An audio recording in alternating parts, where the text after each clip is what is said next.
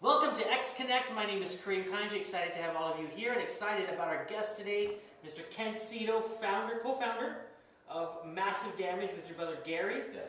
Thank you so much for joining us. Thanks for having me. No worries. So Massive Damage, you guys have built a very successful game in Please Stay Calm. Yeah. I was wondering if you can talk a bit about why the decision to create a game, not so much about the zombies, but on top of location-based and utilizing that whole thing.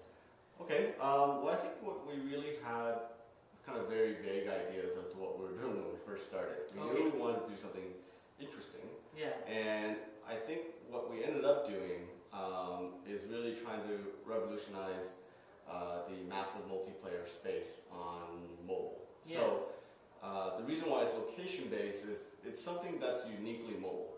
So you've seen these companies try to bring kind of like a World of Warcraft type of clone to the iPad or to the iPhone, and it works reasonably well, but it's not a very mobile experience. It's very much just translated the computer experience or the console experience onto mobile using whatever these kind of controls, and some of them do okay with it, some of them do not as well, or doesn't have that sticky factor. Yeah, it's not mobile first. It's like, let's just take this photocopy. Yeah, and I think I think there's still a lot of people doing that, and I think what we wanted to do was to create a truly mobile experience, but also embody all the depth of the traditional massive multiplayer online games. So things like persistent world, things like cooperative gameplay, things like guilds and teams, and of course massively multiplayer just combat. Yeah. Right? As well as so using location was an easy way for us to kind of create a uniquely mobile experience, also allow us to create new gameplay experiences that have not been seen before, and help us actually create this persistent world by using the real world. There's nothing more persistent than the real world. True. Yeah.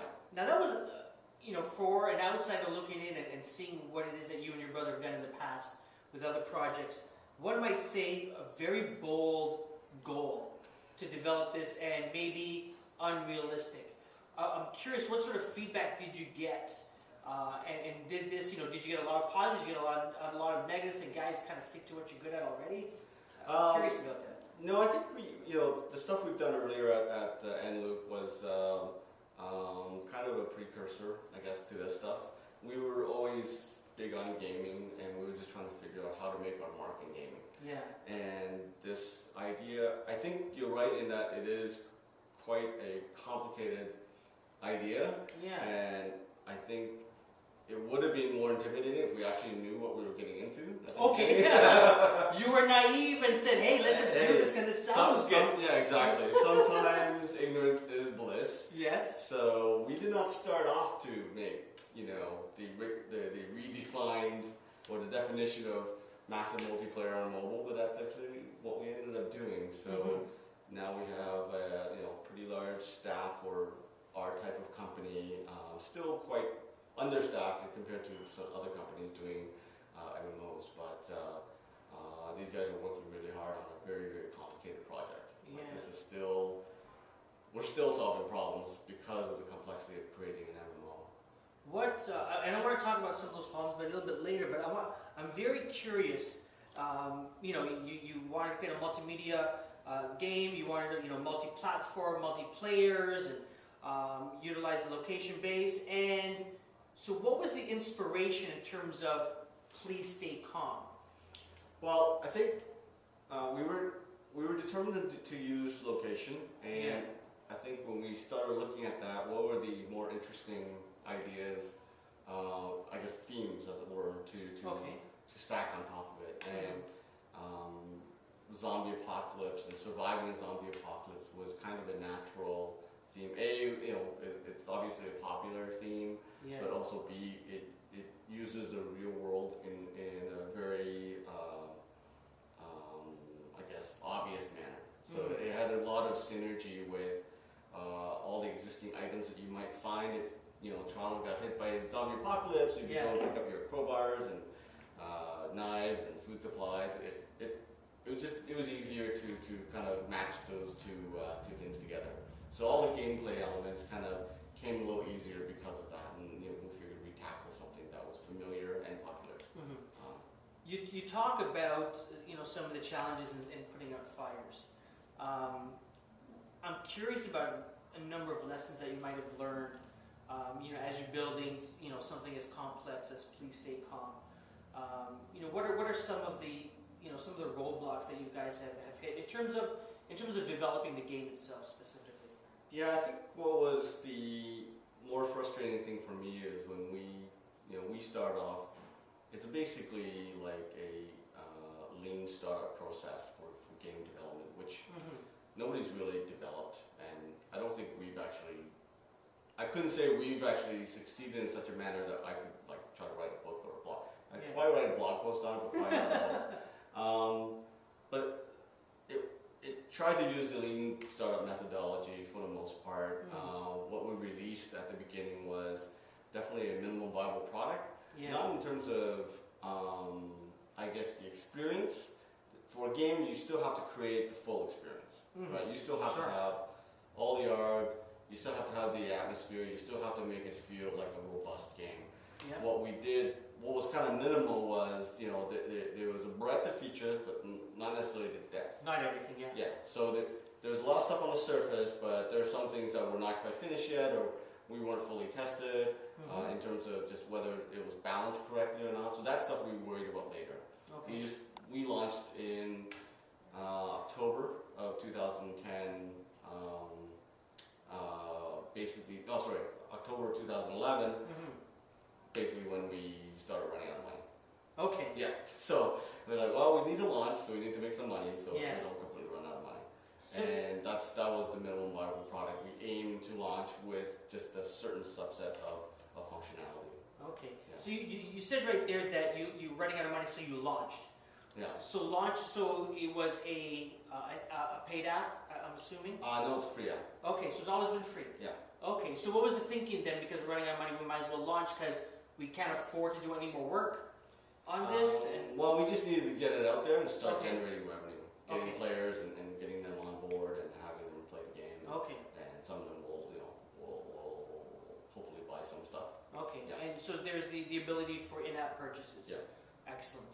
I'm curious about how you've seen and whether this is something you guys take a look at all, or you guys are just kind of busy, keep on building and putting out fires as well. But the way that people interact with each other on the game, I'm curious about that. If you've seen anything interesting or if you've learned anything. Well, actually, the community in the game is really one of our core strengths. So if you look at game development, you usually try to develop among sort of across what we call pillars, which are basically a pillar is a pillar. So our 3 pillars would be first and foremost social. Social. Secondary pillar would be location. Okay. And third pillar would be story and atmosphere. Okay. So these are the 3 things we focus on as we develop features and as we keep building up the game. So social is very important to us, and I think what we found is our communities is really our success. Okay. Yeah. So the players are very loyal. They're also extremely engaged. They've even had meetups already. There was a meetup recently in Las Vegas for one of the safe houses. Interesting. Yeah. And so a safe house is like a guild or a clan. Yeah. Yeah. And so did they contact you? Did they let you know, hey, we're doing this? Yeah, it was just something that popped up on the message boards, and there's actually a bigger one planned in Vegas again in October for the 1-year launch anniversary of Police State Com. So we're thinking of popping down there to say hi. Did you ever bring some swag as well? Nice. Yeah. Did you ever think when you started this that you'd have people outside of the city that you lived in playing this and holding meetups? Yeah, well, we knew everybody would be playing it. I just didn't know how engaged the community would be and how much I actually, I know almost all the kind of the regular players in the game. If not all of them by name, but I know their safe houses and I know some of the top leaders or the more vocal of the bunch. And they're just really amazing. Some they will break down all the rules for beginners. They'll start helping we actually have a team of volunteer moderators for the global chat system in the game. So we have these people who graciously have given their own time to help out newbies and young players and people who are just otherwise confused or want clarification how rules work. Interesting. Yeah. It's very interesting, these player communities that organically grow and self-organize. Yeah.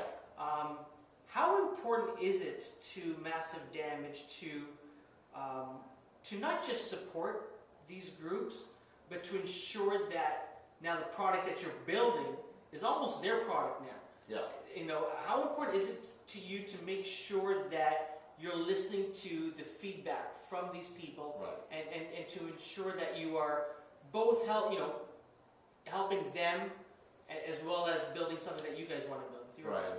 Well, I think we have a vision for the game. We have a vision for how things will work, but we always, anytime we release a new feature, we always take the feedback that we get, and we do get a lot of feedback, positive, negative, and just kind of clear through the emotional stuff and just kind of try to get to the meat of what the issues are. Yeah. And then we try to come up with a solution that doesn't compromise the game, doesn't compromise the community, and sometimes we'll make a change to make a feature more, just more compatible, more,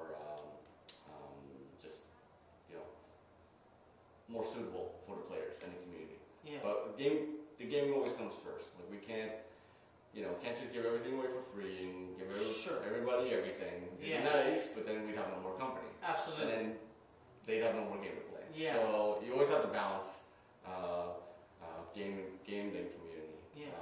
Balance, I guess. Game balance and community. Fantastic.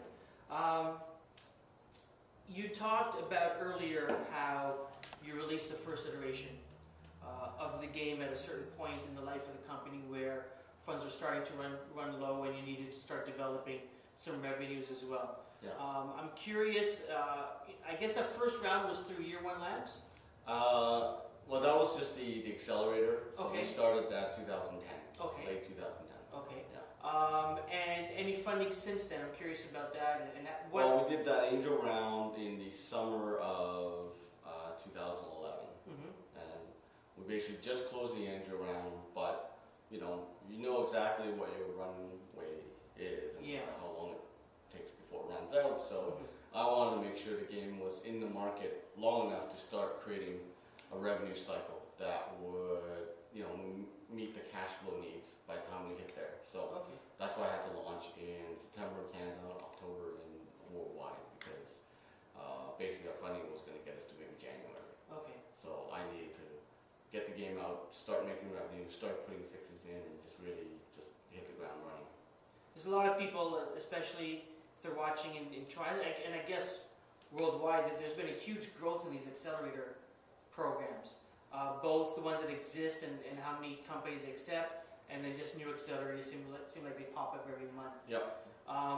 What was your experience like at Year One? I was very lucky. Okay. I think all of us who went through that particular accelerator was very lucky. We had some great advisors to Ben Yoskovich, who's is now with Go Instant. They just had their exit. Yep. So, the other advisor was Raymond Luck, who's with Scalability now, and Alistair Kroll, renowned author. We had a lot of really good advisors. Yeah. They had a good mentor system set up as well, and they had really good connections to angels and other investors. So those are things you want to look for in an accelerator: the quality of the advisors. Quality of advisors. We were lucky. When I say I'm not lucky, I think it was because Ben and Ray and the other guys were made themselves available So they were to us, very, to an extreme level. So they were very active. They weren't just. I certainly abused the figureheads. crap out of it. Like I was just asking questions all the time and just really made sure I got the most out of their availability. I'm pretty sure I probably sucked up way too much of their time, much to my benefit. But if my company succeeds, they benefit as well. So absolutely.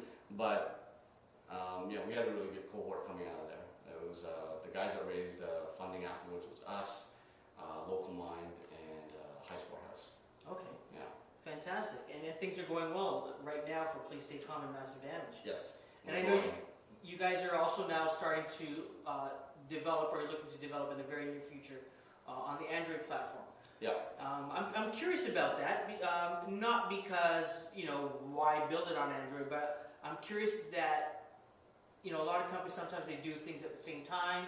Other companies, they just ignore other platforms, say we're just going to stick to one, and, if the other ones come along, then they come along, but right. I'm curious about the decision. I think it's just a matter of fact that, Android has quite a large user base, and we want to make sure that we weren't hindering people from playing with their friends. So if I had Please Stay Calm on my iPhone, you had an Android, you would not be able to join me and help me fight zombies. Yeah. And that would just hinder also our growth potential for user base as well. Because then if you're running around Android but you don't have Please Stay Calm, your friend that has iPhone may not have heard of Please Stay Calm, but even if you'd known about it, you wouldn't be talking about it because you're not playing it. That's right. So there is a gap that would definitely, we thought, needs to be met. So a lot of people also say that the markets are very different. Those who purchase apps on the Android market versus those who purchase apps on the iPhone market. And I'm curious if that's going to drive any decision in terms of the game itself and how people experience it on Android devices. Well, I think we would try to make the game basically the same on Android. It will be the same world that they're playing in, so there should not be any advantages to playing on one platform versus another. In terms of revenue potential, that I'm not sure. If I heard anything on using paid games and paid apps, you're going to get about a quarter of the revenue that you would get on iOS. But then I heard freemium games do a little bit better. Interesting. Than paid. So we'll see. We'll see. I don't know what to expect yet. You've also managed to stay in Toronto and to stay in Canada.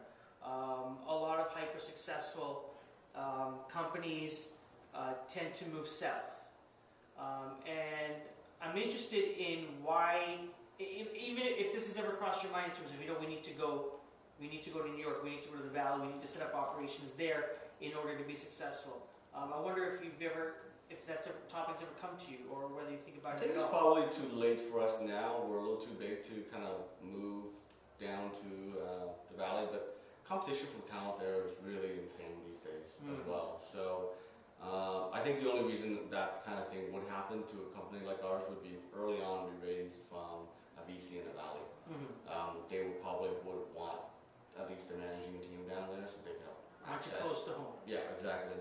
So if it was just a few of us, that would have been probably a possibility, but we grew too fast. So which is a good thing. Yeah, which is not bad. Yeah. So outside of the Android app coming out in the near future to make people like me happy, thank you so much. What's next for both Please Stay Calm, the game, as well as for Massive Damage, the company?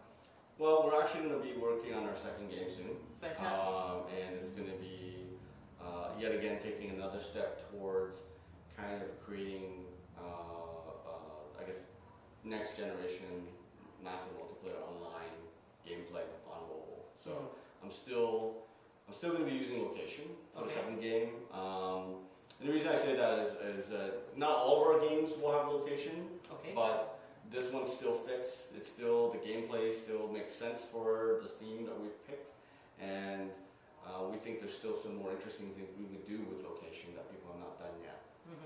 So we're hoping to come out of the gates wowing people this time. The Please Stay Calm was kind of a non-traditional game hit. Like it didn't come out of the gate with a bajillion downloads. We basically, cut our teeth on just slowly making it into, we engineered the success of it. And the second game, we're hoping to come out of the gate just really strong. So When can people expect this second game? I'm hoping this winter. Really? Yeah. That quick? Yeah. Oh, that's amazing. We've got a lot of ideas. We're just already starting to work on concepts. And I think it's going to be a lot of fun. People will really get a kick out of it. I'm going to look forward to that. And for Please Stay Calm, what sort of new twists, or are you guys continuing to build upon upon that? Well, the next update we're coming out with will have vehicles, so allow people to travel to each other's locations, and again fostering a whole cooperative gameplay element, as well as being able to have these clans or these safe houses have a fight with teams against each other to control landmarks all around the world that will give their team benefits that last as long as they hold that property. So it's very yeah, it's going to be some pretty cool stuff. So again, this is the kind of stuff that I want to bring to mobile in a very simple fashion. That's kind of similar to if anybody's played like the World of Warcraft style games. They'll know what I'm talking about. Say team versus team combat or massive cooperative and competitive combat. Good. Yeah. I know you guys are looking for talent. Yeah. What sort of people are you looking for? So we're looking for really good Android engineers. They don't necessarily have to have gaming experience. That helps, but it's not required. And we're actually also looking for some really good HTML5 JavaScript guys who might be interested in building like a full HTML5 JavaScript game client. Okay. So that's certainly a challenge, but I'm hoping some people will be up for that challenge rather than building websites. They like to build a game. Perfect. And how can people connect with you? Jobs@massdmg.com. Or just go to our website, massdmg.com. Awesome. Yeah. If there's one last question, Ken, if there's one success tip that you've learned or that you've seen as a result of your, just under 1 year journey with this new game, Please Stay Calm, whether it's how you were able to get users and how you were able to make the game very sticky, what would be the one tip you'd give or one lesson you've learned? It's really hard to pick one thing. I would say you definitely need to, for any kind of success in startups or games, you definitely want to have a way to measure everything that you do. So any changes that you make, any updates or features that you do, definitely be measuring it, but definitely be taking analytics and understanding how the changes impact your users and players. Is there a certain tool that you use for that, or? We use a variety of tools and we bake our own stuff as well. Okay. But for mobile, you can use something simple like Flurry. Okay, fantastic. Ken, thanks so much for joining us. Really appreciate it. No, you're welcome. Thank you. Ken Seto, CEO of Massive Damage and co-founder as well. Thank you for joining us. My name is Karim Kanji. You can follow me on Twitter @Karim Kanji, and look forward to chatting with you next week. Bye-bye.